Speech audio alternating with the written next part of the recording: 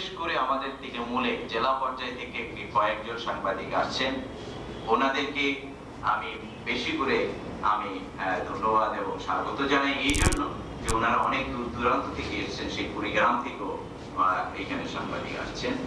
অবশ্যই আমাদের সাংবাদিক বন্ধু যারা আছেন এখানে ঢাকাতে, তাদেরকে অবশ্যই সেশনে এবং ওনার সেশনে দুজন আলোচক আছেন, ওনারাও আমাদের মাঝে সময় মতো উপস্থিত হবেন। আপনাদের আমরা সাংবাদিকরা কিভাবে সম্পৃক্ত হব উন্নয়নের সাথে, এইটা আমরা একটি কল্যাণকর বিষয়। প্রতিবন্ধিত্ব বিষয়টা একটি আলাদা বিষয়।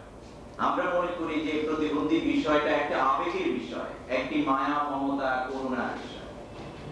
আসলে প্রতিবন্ধী উন্নয়ন নিয়ে আপনাকে কথা বলতে হবে। আপনি একা শুধু প্রতিবন্ধীর উন্নয়ন ভাবলে উন্নয়ন সম্ভব না। এই কারণে প্রতিবন্ধী বিষয়, সেক্ষেত্রে আমাদের সকল সেক্টরের সকল প্রফেশনাল যারা আছে, পেশাজীবী, সব টেকনিক্যাল পার্সন যারা আছে, যারা ইন্টেলেকচুয়াল, আমরা আজকে এটা যদি আমরা করতে যাই তাহলে আমাদেরকে কি করতে হবে। এখানে মাননীয় মন্ত্রী আছেন, আমি একটু আগে বলেছি, আমি বিষয়টা একটু পরে বলবো। এটাকে দায়ী করছি না, কোনো ইঞ্জিনিয়ারকে আমি এই জন্য দায়ী করছি না। যেখানে আমাদের গ্যাপ সেটা হচ্ছে আমাদের প্ল্যানিং। আজকে যে আমাদের সচিবালয়, আমাদের সেই সচিবালয় কিন্তু প্রতিবন্ধীদের উপযুক্ত নয়। আমাদের একটি পয়সার দরকার নেই, বরং এটা নিশ্চিত করলে যেটা হবে সেটা হচ্ছে the country will more beautiful, more acceptable. এইকে শুধু একটা কাজ করতে হবে, ওনার সচিবকে ইনস্ট্রাকশন দিতে হবে যে আপনি ইমিডিয়েটলি একটা চিঠি ইস্যু করে দেন সমস্ত রাজুক সব দপ্তরে, যেন তারা প্ল্যানটা করার সময় যেন প্রতিবন্ধীদের উপযুক্ততা করে প্ল্যানটা করে। কি করতে হবে, সেখানে বাথরুমের ডোরটা একটু বড় লাগবে। কি করতে হবে, সে বিল্ডিং এ একটা র্যাম্প থাকতে হবে। আপনার এই দুটো জিনিস যদি থাকে, আমি যদি সেখানে লিফট হতে যাব, আমি কেন আপনার বার্ডেন হতে যাব, আমাকে কেন আরেকজন ভর করে কাঁধে করে আমাকে, এবং এই কারণে আমি সবচেয়ে আপনজন ভেবে চাই। শুধু এই একটি বিষয় না, এক্ষেত্রে সব ক্ষেত্রেই আমাদেরকে আপনারা কিন্তু অনুপ্রেরণা দিতে পারেন।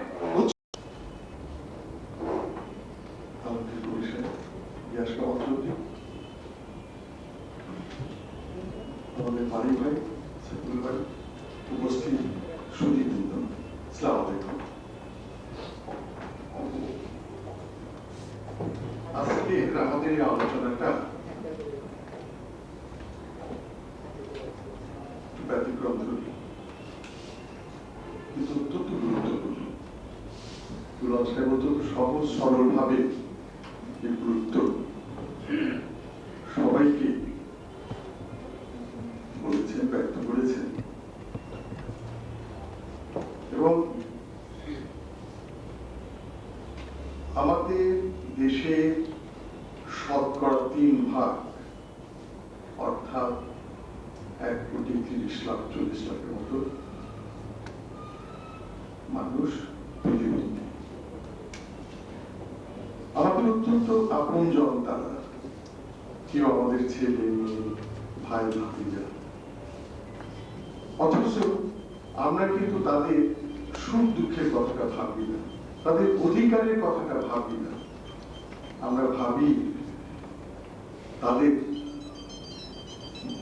প্রতি দয়া প্রদর্শনের কথা, করুণার কথা। এটা কিন্তু করুণার কথা নয়, এটা অধিকারের প্রশ্ন।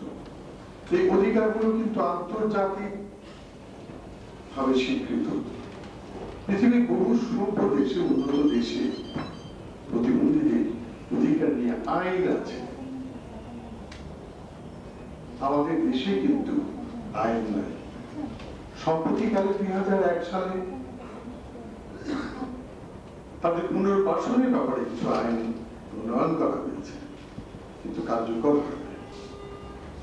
তারা কিন্তু 1,40,00,000 মানুষকে বাদ দিয়ে কিন্তু জাতীয় উন্নয়ন সম্ভব নয়।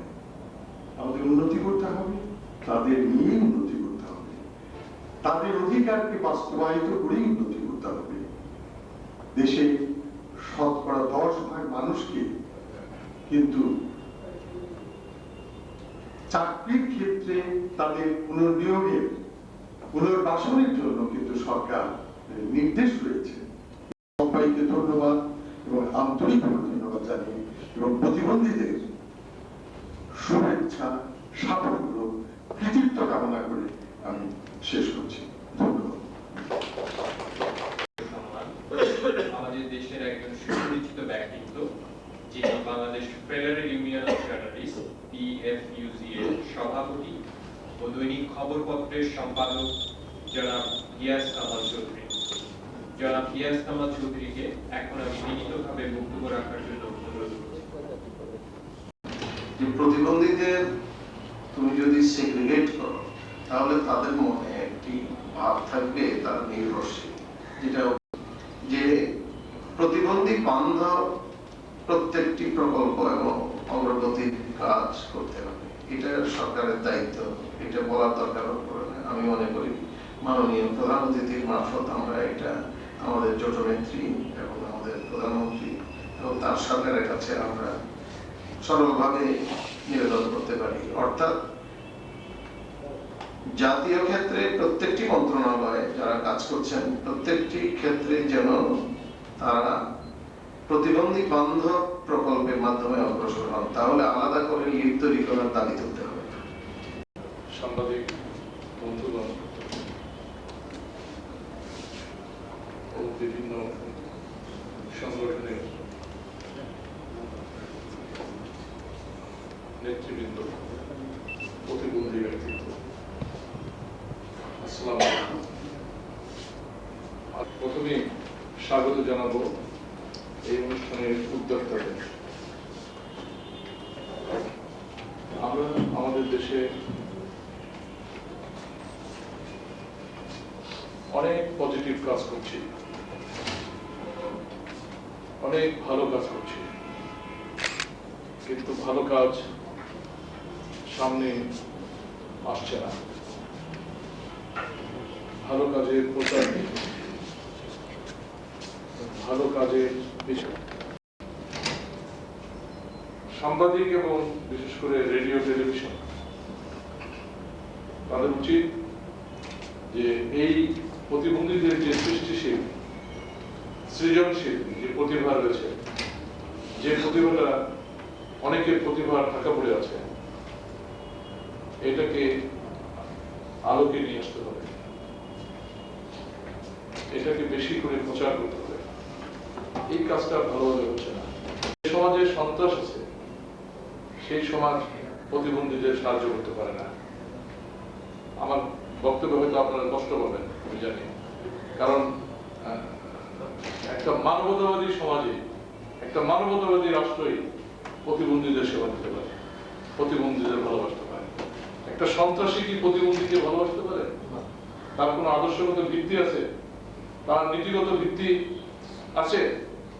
যদি একজন সন্ত্রাসী দেশের নেতৃত্ব দেয়, সমাজের নেতৃত্ব দেয়, রাষ্ট্রের প্রধান হয়, তাহলে প্রতিবন্ধীদের অগ্রসর হওয়ার সুযোগ থাকবে না। কেবলমাত্র মানবতাবাদী দেশপ্রেমিক সমাজ, দেশপ্রেমিক মানুষ তারাই পারে সমাজের এই অংশকে অগ্রসর করে একীভূত করতে, একসাথে করতে। আমি আমার প্রথমে আজকে এই অনুষ্ঠানে আহ্বান জানাবো যে প্রতিবন্ধী সমাজকে আগে ভাঙতে হবে, তারপরে প্রতিবন্ধীদের বিষয়ে চিন্তা করতে হবে। কারণ সমাজকে এই অবস্থায় রেখে, রাষ্ট্রকে এই অবস্থায় রেখে আমরা, প্রতিবন্ধীরা তো সংবাদপত্রের জগতেও আছে, রাজনীতির জগতে আছে, প্রতিবন্ধিতা তো সেক্রেটারিয়েটের ভিতরে আছে, সব জায়গায় তো আছে।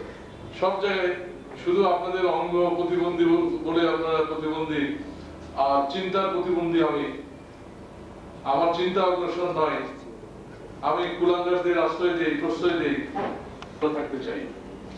আপনাদের যে দাবি রয়েছে, প্রতিবন্ধীদের অসুবিধাগুলো যদি দেখা যায় এবং তার সমাধান দেওয়া যায়, তাতে তো পরিবেশও ভালো হয়। আজকে এত বড় বড় স্থপতিরা দেশে রয়েছেন, তারা লোকের সাথে পরিবেশ জড়িত, প্রতিবন্ধীদের দাবির সাথে উন্নয়নের ভবিষ্যৎ জড়িত, আগামী দিনগুলো জড়িত, তারা এটা ভাবলেন না। এই দাবিটা প্রতিবন্ধীদের মধ্য থেকেই উচ্চারিত হলো। তারা স্থপতি নন, তারা এদেশে ডিজাইন করেন না প্রতিবন্ধীরা, কিন্তু তারপরেও তাদের অসুবিধার দিকটা বিবেচনা করে যে কথাটা তারা বলেছেন তার সাথে দেশের ভবিষ্যৎ জড়িত। আমি নিশ্চয়ই এই বিষয়টি নিয়ে একটি চিঠি দিলে হবে না, এটা নিয়ে আমরা আলোচনা করব পুরো এটার উপরে। আমি আশা করব যে সাংবাদিক বন্ধুগণ আপনারা এই বিষয়গুলো তুলে ধরবেন এবং আমাদের দেশকে এবং ভবিষ্যৎ নির্মাণকে পথ দেখাবেন। এই কথা বলে আমি আমার বক্তব্য শেষ করলাম। আল্লাহ হাফেজ। বাংলাদেশ জিন্দাবাদ। আসসালামু আলাইকুম।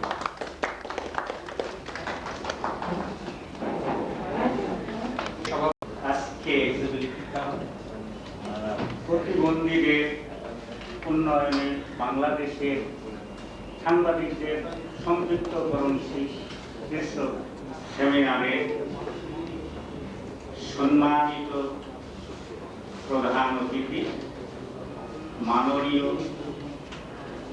প্রতিমন্ত্রী জনাব আলমগীর কবির সাহেব, উপস্থিত শীর্ষস্থানীয় সাংবাদিকদ্বয়, উপস্থিত বিভিন্ন জেলা থেকে আগত সাংবাদিকগণ, উপস্থিত সুধী মণ্ডলী, আজকে বাংলাদেশ প্রতিবন্ধী কল্যাণ সমিতি আয়োজিত অনুষ্ঠানকে সফল এবং সার্থক করার জন্য যে প্রচেষ্টা, যে ইচ্ছা পোষণ করেছেন এবং কথা বলে পরামর্শ রেখে আমাদেরকে প্রতিবন্ধী সম্প্রদায়কে তাদের অধিকার বাস্তবায়নের সপক্ষে বক্তব্য রেখে উৎসাহিত করেছেন, সেজন্য আমি সবার কাছে আন্তরিকভাবে কৃতজ্ঞতা প্রকাশ করছি। এবং আসুন না মিলিতভাবে মানবের কাজ করি, প্রতিবন্ধীদের নয়, মানবের কাজ করি। আসলে মানবের কাজ যদি করতে যায় তাহলে কেউই বাদ থাকবে না। হ্যাঁ, এ কারণেই আমি বলছি যে সাংবাদিক ভাইরা আসুন না সত্যকে তুলে ধরি, ওই সিঁড়িগুলো ভেঙে রামচরিত করে দেয়। শিক্ষার যে কেন্দ্রবিন্দু, যে স্কুল, মাদ্রাসা, কলেজ, ইউনিভার্সিটি, সেখানে তাদের একটু গমনাগমনের ব্যবস্থা করে দিই। এখান থেকেই শুরু করি আমাদের যাত্রা। তাহলে হবেই অনেক কিছু কাজ, আমরা হব সার্থক, মানব হবে সফল। সবাইকে আমাদের ত্রুটি অনেক রয়ে গেছে, সেই ত্রুটি মার্জনা আছে। এখানে আমার বক্তব্য শেষ করছি। ধন্যবাদ। বাংলাদেশ জিন্দাবাদ। খোদা হাফেজ। শেষ হলো আমাদের উদ্বোধনী পর্ব। এখন করে নিজের নাম এবং সংস্থার নাম উল্লেখ করবেন প্লিজ।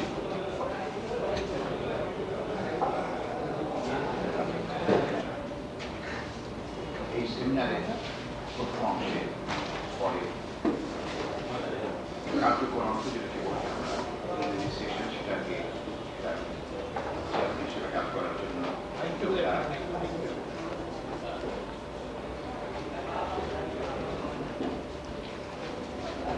আমরা এতক্ষণ বক্তৃতা শুনলাম। এখন এই বিষয়টি নিয়ে আমরা আলোচনায় যাচ্ছি এবং আমি আপনাদের সবাইকে ধন্যবাদ দিই। আলোচনা জড়িয়ে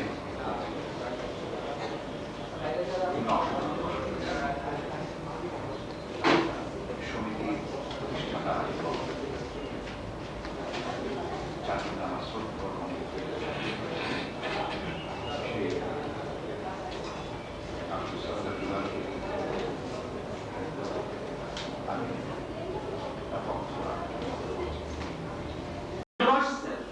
যে সমস্ত ডিক্লারেশন গুলো দিচ্ছে, যে সমস্ত অঙ্গীকারগুলো জাতিসংঘের সাধারণ পরিষদ অনুমোদন করা হয়েছে।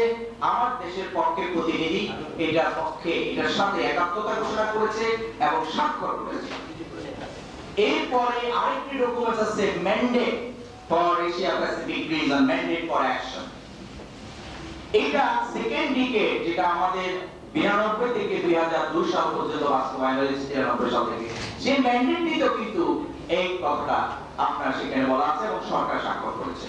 আরেকটি রিসেন্টলি ডকুমেন্ট হয়েছে, সেটা হলো বিয়াকো মিলেনিয়াম।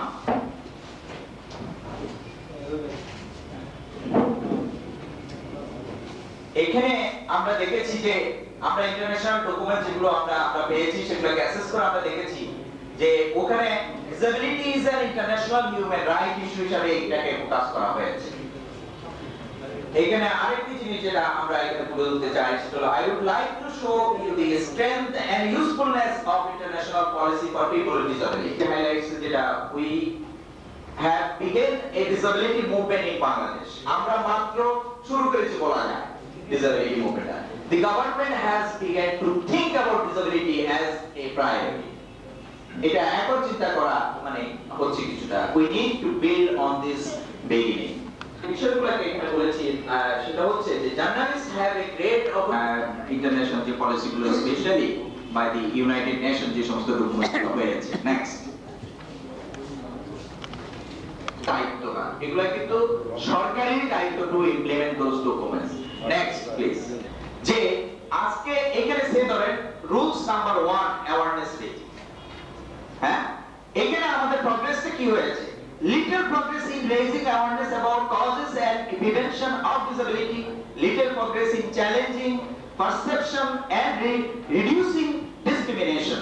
আমরা awareness বলতে আমরা সবসময় বলি দৃষ্টিভঙ্গির পরিবর্তন করতে হবে, awareness করতে হবে। Awareness করতে হবে এই কারণে আমরা বলি to build the understanding of the people. এবং to build understanding, the only pushing it is not possible. This is our আমাদেরকে শুনতে হলে, আমাদেরকে বুঝতে হলে, আমাদেরকে পড়তে হলে, তাহলে আমাদের এই পাঠ্য বইতে আমাদের এডুকেশন সিস্টেমে সেটাকে ঢুকাতে হবে। তবেই আমাদের আন্ডারস্ট্যান্ডিংটা, আমাদের জ্ঞানটা, আমাদের লার্নেসটা বাড়বে। এছাড়া সম্ভব নয়। আমরা শুধু অ্যাওয়ারনেসের কথা বলি, অ্যাওয়ারনেস কথা একটা বেগ টার্ম, এই কথাটা বলে আমরা সবকিছুকে আমরা অ্যাভয়েড করি। এই এসিডের ব্যক্তিদের কিন্তু মেডিকেল যে সার্ভিস এটা কিন্তু বাংলাদেশে নাই, যদিও প্রতিবন্ধীদের রিসোর্স কিন্তু মেডিকেল সার্ভিসের জন্য চলে যাচ্ছে। In the name of disabled people, money or resources transferred to the medical service, but that is not useful for disabled people. এটা খুব দুঃখজনক, খুব দুঃখজনক। এক কথা যদি এখানে রিহ্যাবিলিটেশনের কথা বলা হয়েছে, এখানে কিছু স্কিল ডেভেলপমেন্ট ইনস্টিটিউশন আছে বাংলাদেশে। ওয়েস্টেস আমি যদি বলি এটা in the money considering to develop disabled people, these are oysters, you should throw in the dustbin. আজকের যুগের সাথে এগুলোর কোনো সম্পর্ক নাই, কোনো প্রয়োজনীয়তা নাই। এখানে আমাদের আজকের যুগের সাথে তাল মিলিয়ে আমাদের স্কিল ডেভেলপমেন্ট করতে হবে, তবেই একটি মানুষকে আমরা উন্নয়ন করতে পারবো, তবেই দেশের দারিদ্রতা আমরা কমাতে পারবো, বিমোচন করতে পারবো। The employment, আমাদের দেশের প্রতিবন্ধীদের জন্য 10% কোটা বলা আছে নীতিতে, কিন্তু বাস্তবায়নের ক্ষেত্রে আপনারা যদি দেখেন জিরো বাস্তবায়ন নেই। এবং ইন্টারেস্টিং ব্যাপার, আমার কাছে এমন লোকও আসছে যাদের আসলে প্রতিবন্ধিত্ব নাই, তাদের লোকজন আমার কাছে পাঠাইছে প্রতিবন্ধিত্বের একটা সার্টিফিকেট দেওয়ার জন্য, তার চাকরি হয়ে যাবে, কারণ তার লগে লোক আছে, তারা চাকরিটা তারা দিতে পারবে ওই কোটায়। মানে কিরকম একটা ব্যাপার আর কি, খুব দুঃখজনক। হ্যাঁ, তারপরে আমরা যদি দেখি যে ইনকাম মেইনটেনেন্স, যেটা আমাদের এখানে নো প্রগ্রেস, আমাদের এই এজেন্ডাতে আমরা কোনো প্রগ্রেস করতে পারিনি। Family life and personal integrity, এখানে আমাদের কোনো প্রগ্রেস হয়নি। আমাদের নন ডিসক্রিমিনেটরি অ্যাক্ট আমাদের দেশে দরকার, যেটা সারা পৃথিবীতে আছে, আমরা সাজেস্ট করেছি। And need anti dowry measures and awareness raising, যেটা নেক্সট। কালচারাল অবস্থা তো আপনারা জানেন, প্রতিবন্ধীদের কিছু আর্টিফিশিয়াল প্রোগ্রাম ছাড়া আপনার রিয়েলি বাংলাদেশের ওই কালচারাল একাডেমি বলেন, শিশু একাডেমি বলেন, এর কোনোটাই প্রতিবন্ধীদের উপযুক্ত না। কোনোটাই উপযুক্ত না। আর কালচার তো আমরা এমনি এতটা ইমপ্রুভ না, কালচার সিচুয়েশনটাই আমাদের এখন একটা কেমন যেন একটা ডিজাস্টার হয়ে গেছে, পলিটিক্যালি অ্যাডিক্টেড হয়ে গেছে দেশের মানে এই সমস্ত বিষয়গুলো। তো সেখানে আমাদের প্রতিবন্ধীদের অবস্থাটা যে কি মানে এটা তো আবার বলার অপেক্ষা রাখে না আর কি। যেখানে তাদের এনরোল করার সুযোগ নেই, তাদের ওখানে পার্টিসিপেট করার সুযোগ নেই এই প্রতিবন্ধীদের যে কালচারাল ফিল্ডে। রিক্রিয়েশন এন্ড স্পোর্টস, আমরা আমাদের জাতীয় স্মৃতিসৌধ যেগুলো অর্নামেন্ট বলি, আমরা অনেক মেমোরিকে আমাদের জাতীয় আমরা ধরে রাখতে চাই, সেই সমস্ত মেমোরি গুলো কিন্তু দেখারও প্রতিবন্ধীদের সুযোগ নেই, দেখতেও পারে না, কারণ যেতে পারলে তো দেখতে পাবে। এত মানে অর্গানাইজ এবং খুব অসংগঠিত ভাবে ডিজাইন করা। আপনারা হয়তো মনে করতে পারেন এই লোকটা খুব নেগেটিভ, আসলে আমার কোনো উপায় নেই না বলা ছাড়া এটা। I have no alternate. আমি ক্ষুধার্ত, এই কথা আমাকে বলতেই হবে। আর না হয় আমাকে ফুটপাতে আপনার ওই ক্ষুধার যন্ত্রণা নিয়ে আমাকে মৃত্যুবরণ করতে হবে, এছাড়া কোনো উপায় নেই। রিলিজিয়ন, আপনি একটি মসজিদ পাবেন না যেখানে একজন প্রতিবন্ধী গিয়ে নামাজ পড়তে পারে। বাংলাদেশে একটি মসজিদে পাবেন না যে আমি হুইলচেয়ার নিয়ে আমি একটা মসজিদে নামাজ পড়তে যাব, আর আমার সেই সুযোগ আপনার একটি মসজিদ বাংলাদেশে। তাহলে আমি রিলিজিয়নকে, আমি কি ধর্মচর্চা করব না? আপনি মন্দির পাবেন না, আপনি গির্জা পাবেন না প্রতিবন্ধীদের উপযুক্ত, তাহলে আমি কি আমার ধর্মচর্চা করব না? আমার কি সেই অধিকার নাই? এই যে ব্যাপারগুলো, ইনফরমেশন এন্ড রিসার্চ, একটি ইনফরমেশন বাংলাদেশে নাই যেটা ব্রেলে করা হয়েছে। দৃষ্টি প্রতিবন্ধী 35 লক্ষ দৃষ্টি প্রতিবন্ধী বাংলাদেশে আছে যারা পড়তে পারে। একটি ইনফরমেশন, আপনাদের নিউজ মিডিয়া ব্রেলে আপনারা মাসে একটা অন্তত বুলেটিন ছাপান ব্রেলে। It need some about 1 lakh টাকা ইনভেস্ট করলে একটা ব্রেল প্রিন্টার মেশিন পাওয়া যায়, তারপর অটোমেটিক প্রিন্ট দিয়ে দিবে, আপনি এমএস ওয়ার্ডে টাইপ করবেন আর সুইচ টিপ দিবেন, ব্রেলে প্রিন্ট।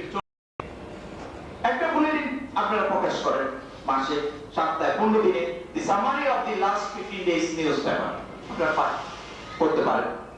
ইনফরমেশন, আমাদের যে টেলিভিশন আছে, মিডিয়াগুলো আছে, সেখানে সাইন ল্যাঙ্গুয়েজে কোনো নিউজ দেওয়া হয় না, বা কোনো অনুষ্ঠান তো সাইন ল্যাঙ্গুয়েজে নাই। একটা সামারি, একটা সাইন ল্যাঙ্গুয়েজে একটা অনুষ্ঠান করা যেতে পারে, যদিও এখন মাঝে মধ্যে দেখা যায়, মাঝে মধ্যে আবার দেখা যায় না, খুব অকেশনাল। পভার্টি এলিভেশন, যেটা আমরা পিআর স্কিপ কথা একটু আগে বললাম, যে পভার্টি রিডাকশন স্ট্র্যাটেজি ব্যাপার যেটা আমাদের করছে আমাদের দেশ। Please next. And thank you, and I urge you to think about what we have heard today and to use this knowledge to make a difference. আপনাদের প্রতি আমার ফাইনাল অ্যাপিল হচ্ছে, প্লিজ চিন্তা করুন, এবং আমার ওই 3টা ডকুমেন্টস আমরা যেটা দিয়েছি, that is the documents from printed from published from United nation, একটু পড়বেন, খুবই গুরুত্বপূর্ণ তথ্য, এবং এটা প্রতিবন্ধীদের বিষয়, এই বিষয়টা কিন্তু সারা জাতির বিষয়। প্লিজ ডোন্ট কনসিডার দ্যাট যে আমি এটা চিন্তা করলে শুধু আব্দুল্লাহ উপকৃত হবে, এটা ভাববেন না, আপনি উপকৃত হবেন। আপনাদের সবাইকে আবার ধন্যবাদ জানিয়ে আমি আমার এই প্রস্তাব শেষ করছি। ধন্যবাদ। এখন আমি ডক্টর সলিমুল্লাহকে আজকে যে জ্ঞানবর্ধক বক্তব্য শেষ করে এই সেক্টর লোকদের প্রতিবন্ধী বলতে নারাজ। আমি শব্দটি যেটি ব্যবহার করবো সেটি হচ্ছে ভিন্নভাবে সক্ষম, অর্থাৎ ইংরেজিতে যাকে আমরা বলি ডিফারেন্টলি অ্যাবল। তারা ডিসেবল না, তারা ডিফারেন্টলি অ্যাবল, অর্থাৎ ভিন্নভাবে সক্ষম। এবং এই জায়গাটা থেকে যদি আমরা শুরু করি, তাহলে জায়গাটা হবে শ্রদ্ধা, করুণা, খাটো করে দেখবার নয়। এটা একদম বেসিক, একেবারে মূল জায়গা।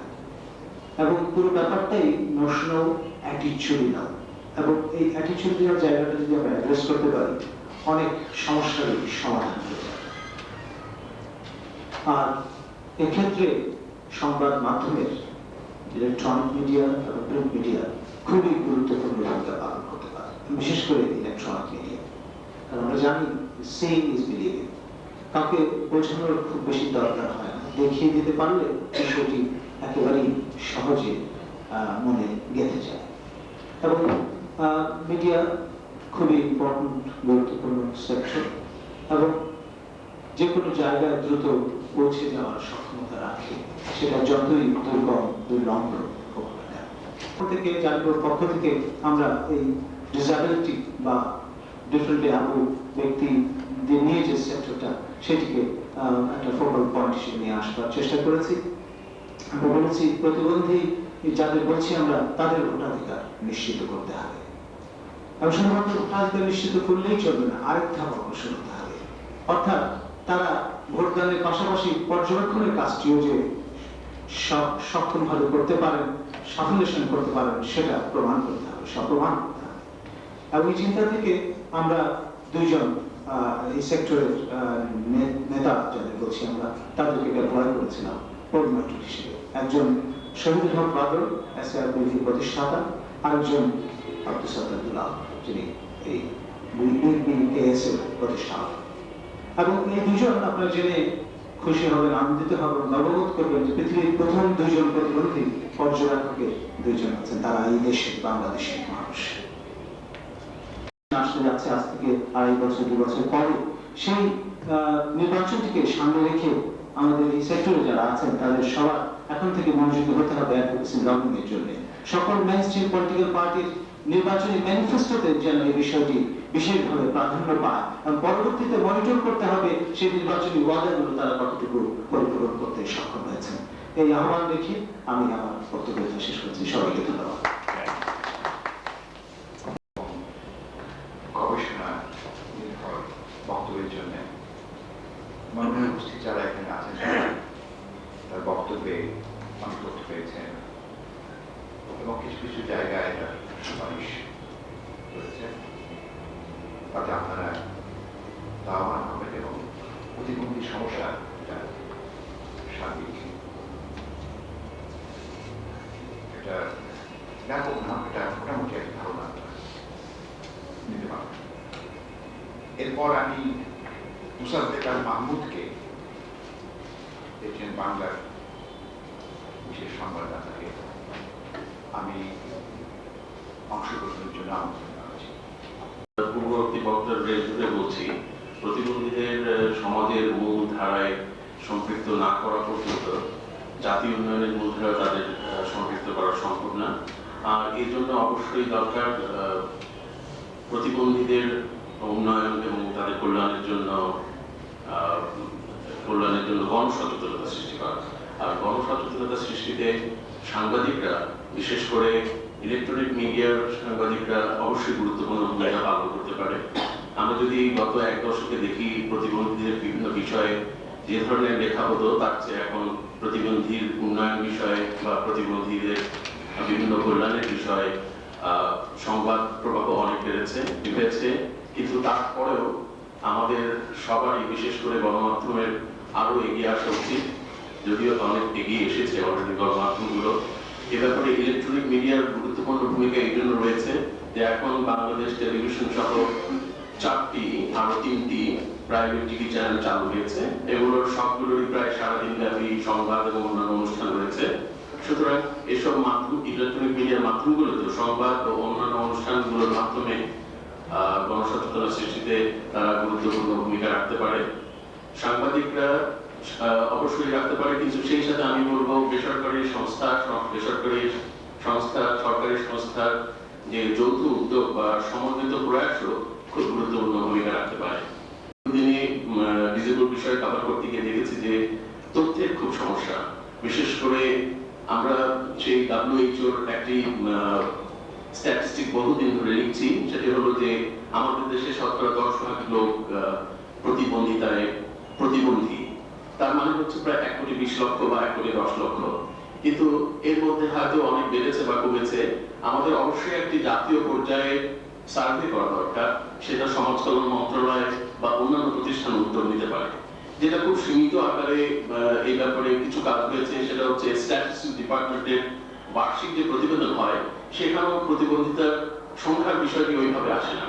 মানে সংখ্যা জানা থাকলে কত লোক প্রতিবন্ধী এবং প্রতিবন্ধিতার কি কি পর্যায়ে প্রতিবন্ধিতা আছে, তাহলে এই বিষয়ে গবেষণা এবং তাদের উন্নয়নে অনেক কাজ করার ব্যাপারে সরকারি ও বেসরকারি সংস্থাগুলো এগিয়ে আসতে পারে। শুধুমাত্র বিদেশি ফান্ডের উপর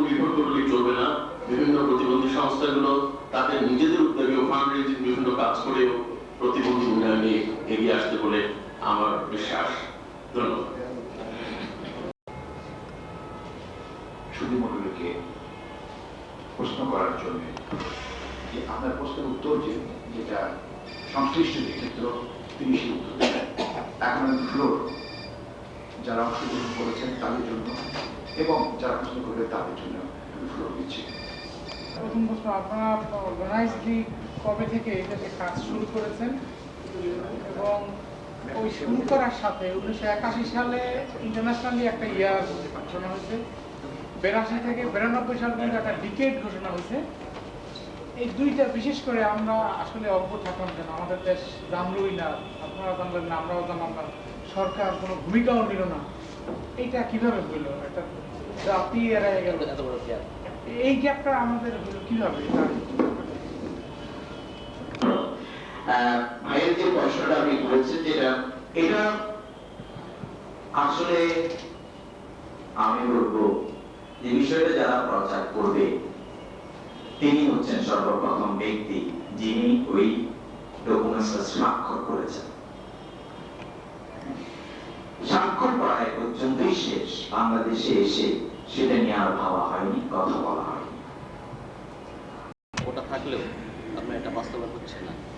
এই যে বাস্তবায়ন হচ্ছে না, এটা আপনারা কিভাবে বুঝবেন? এ ব্যাপারে আপনারা কোনো মনিটরিং করেন কিনা বা করছেন কিনা?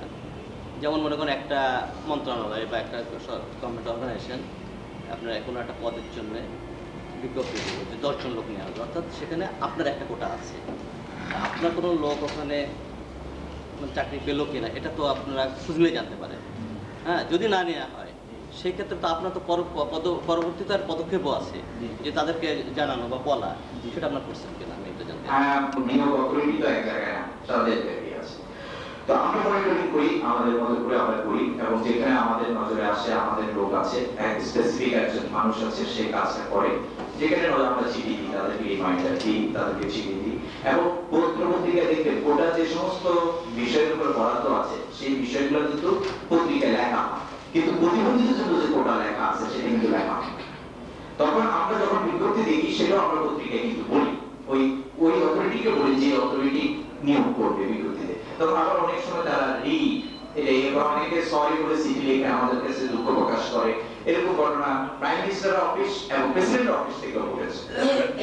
রাষ্ট্রপতি এবং প্রধানমন্ত্রী অফিস থেকেও আপনারা আমাদের কাছে এরকম দুঃখ প্রকাশ করে বলেছে যে আমরা দুঃখিত, আমরা পরবর্তীতে এরকম বিজ্ঞপ্তি যাবে না। তিনি একটা ইলেকট্রনিক্স প্রতিষ্ঠানের কর্ণধার, সেখানে এখনো পর্যন্ত প্রতিবন্ধীদের জন্য কোনো খবর বা কোনো ধরনের কিছু প্রচার হচ্ছে না কেন? তবে আমি এখানে একটা প্রশ্ন আশা করছি। আমি যে আজকে এসেছি এখানে তার একটা বিরাট কারণ হলো যে আমি বিশেষ করি যে নিজে উপস্থিত এবং অংশগ্রহণ না করলে, শুধু দূর থেকে কথা বললে কিংবা লিখলে আন্তরিকতা এবং কমিটমেন্টের কোনো প্রকাশ ঘটে না। এবং এখানে আসার পরে বিভিন্ন বক্তা বক্তৃতা শোনার পরে এবং যারা রিসোর্স পার্সন এখানে অংশগ্রহণ করেছেন এবং আজকে যার উদ্যোগে, যে প্রতিষ্ঠানের উদ্যোগে তার প্রতিষ্ঠাতা শোনার পর আমার মনে হয়েছে যে নিশ্চয়ই এটিএন বাংলার কিছু করণীয় আছে। এবং আমি শুধু এইটুকু আশা দিচ্ছি যে এখান থেকে ফিরে গিয়ে আমি চিন্তা করব যে এই প্রতিবন্ধীদের অংশগ্রহণ, উন্নয়ন শুধু সীমাবদ্ধ না যে একটা প্রোগ্রামের মধ্যে তাকে কিছু বলানো হলো বা সে খবর বললো একটা জায়গায় প্রতিবন্ধীদের খবর হিসেবে, ঠিক এগুলো না। যেটা করিমুল্লাহ একটা খুব ভালো কথা বলেছে যে প্রথমে আমি প্রতিবন্ধী শব্দটা পক্ষপাতী নই, কথাটা ঠিক। প্রতিবন্ধী বলে প্রতিবন্ধী উন্নয়ন করা যাবে না। প্রতিবন্ধী পরে আমি যখন কনক্লুশন একটা ছোটখাটো একটা বক্তৃতা তার কিছু কথা বলবো, শুধু দিচ্ছি। যে দুজন প্রতিনিধি সেখানে পর্যবেক্ষণ ছিলেন, যেটা হচ্ছে যে আমরা বলছি যে প্রতিবন্ধীদের মধ্যে থেকে সেখানে আমরা কি জানতে পারি যে কতজন প্রতিবন্ধী তাদের ভোটাধিকার প্রয়োগ করেছে? ধন্যবাদ। একজন শহীদুল হক বাদল, আরেকজন আপনাদের সামনে উপস্থিত সাদাতুল্লাহ। এই জন্য জাতিগতভাবে আমরা কিন্তু গর্ববোধ করতে পারি তাদের নিয়ে। আমাদের পরে আফ্রিকার দেশ ঘানা এই কনসেপ্টটা নিয়ে কাজ করেছে, তার বছর 2-3 পরে, মানে আমরা চিন্তা করবার অনেক পরে তারা শুরু করেছেন। ঢাকা 10 আসনে যে নির্বাচন সংগঠিত হয়ে গেল, এই বিষয়ে আমাদের স্পষ্ট মন্তব্য ইতিমধ্যে আপনারা জেনেছেন। আসলে এমন একটা পরিস্থিতি নির্বাচনটা সম্পন্ন হয়েছে যে এখানে যারা অ্যাবভ বোর্ডের লোক তারাই অনেকে ভোট দিতে পারে। সেখানে ডিফারেন্টলি অ্যাবভ লোকজন ইউজুয়ালি আমরা আমাদের একটা চোখ এবং কান সজাগ থাকে এই বিষয়টি দেখবার জন্য। আমরা কোথাও কোনো ডিফারেন্টলি অ্যাবভ পার্সন দেখিনি ভোট দিতে এসছে কোনো সেন্টারে, আমাদের নজরে পড়েনি। ধন্যবাদ। মিডিয়া এক ধরনের প্রতিযোগিতা, সেখানে সাংবাদিক যারা মাঠ পর্যায়ে কাজ করে তাদের লেখা কত কিছু ছাপা হবে সেটাও একটা প্রশ্ন। ফলে সম্পাদক এবং মিডিয়ার যারা পরিচালনার প্রধান স্থানে আছে, মানে চেয়ারম্যান পর্যায়ে, পত্রিকার সম্পাদক, প্রকাশক, তাদের নিয়ে এরকম একটি সভা আপনারা করছেন কিনা, করতে পারেন কিনা। আর একটা হলো যে আমি এটার একটা বাস্তবতা দেখেছি, আমি একটা উদাহরণ রাখতে বলছি। আমি একবার একটা রিপোর্ট পাঠালাম প্রতিবন্ধীদের একটা অনুষ্ঠানে, পাঠিয়ে জিজ্ঞেস করতে চাইলাম যে এরকম এটা পেয়েছেন কিনা। তখন বললেন যে এত সংবাদ পাঠান কেন প্রতিবন্ধীদের নিয়ে, আপনি কি ওই সংগঠনের সাথে জড়িত? তো আসলে আমি বলতে চাইছি যে ঢাকায় যারা কাজ করবেন, প্রকাশনার সাথে যারা সরাসরি যুক্ত থাকবেন, তাদের নিয়ে এরকম একটা করবেন কিনা অনুষ্ঠান, তাহলে আরো ভালো হবে। আন্তরিক মানুষ, উনি এই জিনিসটাকে দেখতে গিয়ে দেখেছেন, তাই এসেছেন। গ্যাস কামাল চৌধুরী, উনিও দেখতে গেছেন, ওনাকে অনেকদিন পরিচিত, উনি আসছেন। বোরহান আহমেদ, উনিও উনি প্রধান না, নির্বাহী সম্পাদক, এসেছেন। কিন্তু আপনি যে লেভেলের লোকগুলোর কথা বললেন তাদের নিয়ে সেমিনার করা, তাদের তো সেমিনার দূরের কথা, ওই লেভেলের লোকদের সাথে অ্যাপয়েন্টমেন্ট পাওয়াই খুব ডিফিকাল্ট, এটা আপনারা নিজেরাই বুঝেন। একদিন সময় দেওয়া ওনাদের পক্ষে খুবই জরুরি। তবে আমি মনে করি সব সাংবাদিক বন্ধুদেরকে নিয়ে প্রতিটি পত্রিকার চেয়ারম্যান এবং সম্পাদকরা নিশ্চয় কোনো না কোনো আয়োজনে, আসরে, বৈঠকে নিহত হন, কোনো না কোনো মিলনে ওনারা একত্রিত হন। সেই ক্ষেত্রে আপনারা সাংবাদিক বন্ধু যারা আছেন, আপনারা কিন্তু এই পয়েন্টটা রেজ করতে পারেন। এই পয়েন্টটা কিন্তু আপনারা রেজ করতে পারেন, এতে করে আপনাদের কিন্তু চাকরি যাওয়ার কোনো সম্ভাবনা নেই। আর গেলে গেল, একটা ভালো কাজের জন্য আপনার যদি চাকরি চলে যায়, চলে গেলে এটা ত্যাগ স্বীকার করতে হবে তো আমাদেরকে সবাইকে। কিন্তু ওইভাবে সেমিনার আমরা করতে পারি, আয়োজন করতে পারি। আমরা অবশ্যই আমাদের করতে, আপনারা যদি বলেন 1 মাসে সাইফুল ভাই যদি আমাকে হেল্প করে, তাহলে অবশ্যই আমরা করতে পারবো, এবং আমাদের এতে আমাদের স্পন্সর করতে পারি, প্রোগ্রামটা করতে আমাদের কোনো অসুবিধা নেই, এটা তো আমাদের বেনিফিটের জন্য।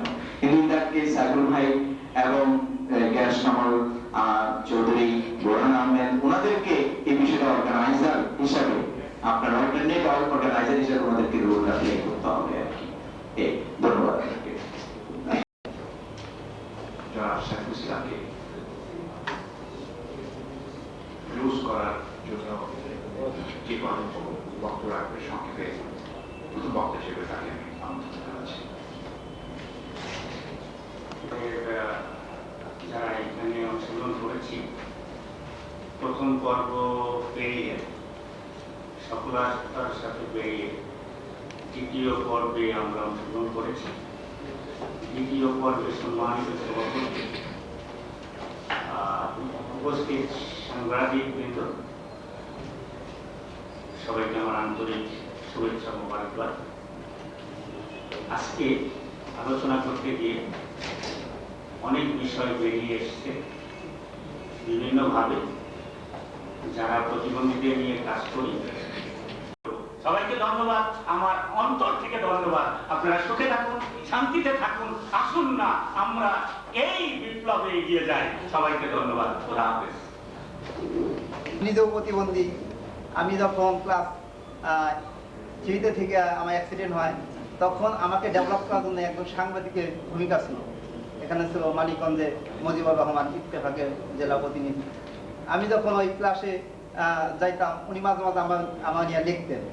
আমি যখন ক্লাস 5-এ উঠলাম, উনি আমাকে নিয়ে লিখতেন। এটা আমি কি করছি, আমার উৎসাহ আছে, আমার মধ্যে ইচ্ছা ছিল যে না, আমি তো আমার লেখা পত্রিকায় ছাপা হচ্ছে।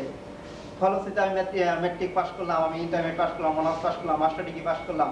তো আমি এখনো ওনাকে দেখলে আমি ওনার কথা স্মরণ করি। এবং ওনার একটা লোকাল পত্রিকা ছিল আলোবাণী, সেখানে উনি এই গ্যাস কামাল। তা এইভাবে আর কি একজন সাংবাদিক পারে একজন প্রতিবন্ধীকে কিভাবে উন্নয়ন করতে হবে, বা তার লেখনীর মাধ্যমে, উৎসাহের মাধ্যমে আত্মবিশ্বাস বাড়ানোর জন্য। তাই আমি আশা করবো আগামী দিনে আপনারা যারা এখানে আসছেন, তারা আমাদের প্রতিবন্ধী যারা ভাই বোন আছে, তারা অনেক ভালো ভালো দিক আছে। অনেকে আছে কম্পিউটার শিখতেছে, হাত নাই, চোখে দেখে না, কম্পিউটার শিখতেছে। আমি জাপানে দেখছি, চীনে দেখছি যে 2টা হাত নাই, 2টা পা নাই, সে কিভাবে সে ট্রেনিং পাই গেছে, প্রশিক্ষণ পাইছে শুধু মুখ দিয়ে।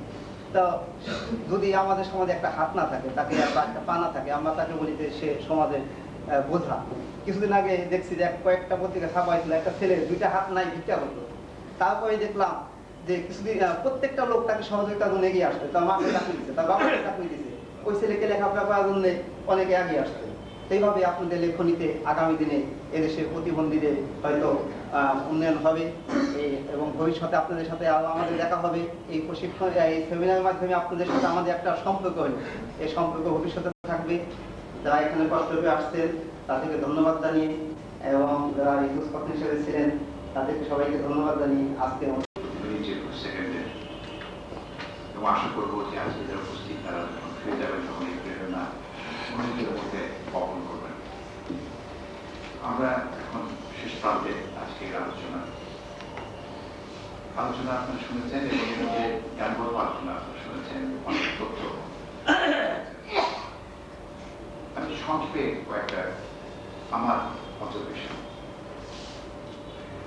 এটা তো নিশ্চিত যে আজকে এই প্রতিবন্ধীর যে বিষয়টা আমরা আন্তর্জাতিকভাবে আলোচিত, স্বীকৃত, এবং তারা এটা নিয়ে চিন্তা ভাবনা করছেন। কিন্তু আন্তর্জাতিক পর্যায়ে তারা যে চিন্তা, তাদের দায়িত্ব কিন্তু ওই পর্যন্তই। কিন্তু আমাদের দেশে কি করতে হবে সে দায়িত্ব আমাদের নিজেদের। এবং এখানে এসে আমার মনে হয় যে বাংলাদেশ প্রতিবন্ধী কল্যাণ সমিতি শুধু অভিনন্দন, ধন্যবাদ পাবো উপযুক্ত নয়। এখানে তারা যে কাজটি করছেন সেই কাজটিকে আমরা মনে প্রাণের সমর্থন এবং সহযোগিতা দেওয়ার সময় আমাদের এসেছে।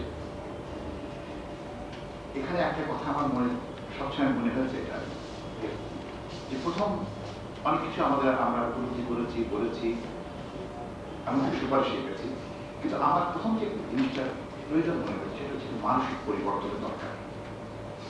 যতদিন পর্যন্ত না আমরা আমাদের সমাজে মানুষের মধ্যে একটা মানসিক পরিবর্তন আনতে পারছি। একটা উদাহরণ দিচ্ছি, বেশ কিছুদিন আগে আমার সৌভাগ্য হয়েছিল জাকাত কমিটি বোর্ডের একটা মিটিং অ্যাটেন্ড করার। অনেক কথা হলো, দেখা গেল যে জাকাত ফান্ড থেকে চিকিৎসা কিছু কেন্দ্র করা হয়েছে, অন্যভাবে হাসপাতাল করার উদ্যোগ নেওয়া হচ্ছে। কিন্তু যখন এটা করা হচ্ছে তখন যারা জাকাত দিচ্ছেন তারা বলে যে না, আমরা ওই জাকাত দেবো না, আমরা জাকাত সরাসরি না দিলে পরে আমরা ফ্রি করি না যে আমরা আমাদের ধর্মকর্ম করছি। অর্থাৎ যে দরিদ্র, যে দুস্থ বা দিয়ে তার হাতে আমি টাকা তুলে দেবো, আমি ফান্ডে তারা দিতে পারবো না, ওই ফান্ড দিতে পারে। অর্থটা হচ্ছে যে আমরা ফান্ডে দিতে পারি, কিন্তু কাজ ভালো হওয়ার, কারণ এটা একটা ইনফ্রাস্ট্রাকচার দাঁড়িয়ে দিত, চিকিৎসার মাধ্যমে হোক, হাসপাতালের মাধ্যমে হোক, বিয়ের মাধ্যমে। কিন্তু এই সরাসরি আমি একজনকে কিছু টাকা দিচ্ছি, কিছু কাপড় কিনে দিচ্ছি, এটা আমার ব্যক্তিগত একটা সান্ত্বনার জন্য করছি, কিন্তু সামাজিকভাবে কি করছি, কতখানি উপকারে আসছে এটা আমার বোধগম্য নয়। এখানেও আমরা প্রতিবন্ধী মনে করি রাস্তায় দাঁড়িয়ে ভিক্ষা করা, এই পারসেপশনটা আমাদের মধ্যে প্রতিবন্ধী, এই যে একটা পারসেপশন আমাদের মধ্যে আছে যে সেই হিসেবে তাকে সাহায্য করা, এটা বৈপ্লবিক পরিবর্তন আনতে হবে। প্রমাণ করতে হবে আমাদেরকে আন্দোলনের মাধ্যমে দয়া নয় অধিকার। এবং আমরা এখানে আমরা আমাদের একটা কাজ দায়িত্ব পালনে ব্যর্থ হচ্ছে। এখানে তাদের ফুটপাতে দাঁড় করানোর ব্যাপার নয়, ফুটপাতে দেখার ব্যাপার নয়, ব্যাপারটা হচ্ছে যে আমাদের সঙ্গে তার কাজ করার অধিকার থেকে তাকে বঞ্চিত করছি, যদিও সে কাজ করার মেধা তার মধ্যে আছে। এই জিনিসটা নিয়ে আমাদেরকে এগিয়ে যেতে হবে, আন্দোলন করে চলতে হবে। এটা হচ্ছে মানসিকতা। বেশিরভাগ ক্ষেত্রে আমাদের এখনো যদি আমি একটা সার্ভে করি, একটা পরিবারকে নিয়ে ইউনিট হিসেবে প্রশ্ন করি, তাহলে দেখা যাবে ও আছে প্রতিবন্ধী আছে, ঠিক আছে দেখি কি করতে পারি তার জন্য, হ্যাঁ ঠিক আছে। এই যে একটা অনুকম্পা, এই যে একটা দয়া, কতটা দয়ার মধ্যে নয়। তাদের বলা উচিত ভাই আমার ল্যান্স আছে, আমি ব্যর্থ হচ্ছি, আই লাইক টু কম্পেনসেট, আমার এটা কম্পেনসেট করা উচিত। কারণ দেখা যাচ্ছে মেধার দিক থেকে সার্ভে রিপোর্ট বলছে যে প্রতিবন্ধী অনেক ক্ষেত্রে অনেক বেশি ভালো করেছে সাধারণ মানুষের থেকে। তো সেখানে যদি তা করে থাকেন তাহলে যে আপনি আপনার কোটার কথা বলছেন, আপনার বিসিএস এর কথা বলছেন, প্রশাসনের কথা বলছেন, এগুলো কোথায় গেল, কোথায় আপনার এটা তো সব কাগজ কলমে আছে। সেই জন্য প্রথম মানসিকতা, দ্বিতীয় বাস্তবায়ন, এটা কিন্তু স্বীকৃত, আন্তর্জাতিকভাবে স্বীকৃত। আমাদের দেশে যখন এটা আসে তখন সেখানে ওটা বিরাট তারপর সংযোগ হচ্ছে এবং একটু দয়া অনুকম্পার কথা টানছি। এইখানে বাস্তবায়নে আমাদের দেশেও কিছু ব্যবস্থা নেওয়া হয়েছে, ওটার কথা বলা হচ্ছে, কিন্তু বাস্তবায়ন না। এই যে একটা সামান্য কথা, বিশেষ তো অনেক দূরের কথা বলো, পরিবহনের যে ব্যাপারটা এটি ইমপ্লিমেন্ট করতে পারছে, বিশেষ তো অনেক ব্যাপার, অনেক অনেক দূরের ব্যাপার। মাই গুডনেস, সে একটা প্রশাসক হবে, একটা প্রতিবন্ধী, কল্পনাই করা যায় না। এই জিনিসটাকে অনেক দূরে আগে শুরু করতে হবে। এখানে এই যে একটা সামান্য একটা অধিকার, যে আমি যে পরিবহনে যে যাবো, বাসে যাচ্ছি, স্টিমার যাচ্ছে, একটা আইন করা হয়েছে যে বাসে, স্টিমারে, রেলে সিট রিজার্ভ রাখতে হবে। কিছুদিন পালিত হচ্ছে না, এবং এটা পালিত যে হচ্ছে না এটা দেখার কোনো ব্যবস্থা নেই, কোনো ব্যবস্থা নেই, সুপারভাইজ করার কোনো ব্যবস্থা নাই। বরঞ্চ দেখা যাচ্ছে যে ওই সিট নিয়ে করানো হচ্ছে, সিটে বিক্রি হচ্ছে, এবং সে তার সঙ্গে জড়িত রেলের কর্মচারী কিংবা স্টিমারের কর্মচারী কিংবা বাসের কর্মচারী তার সঙ্গে জড়িত।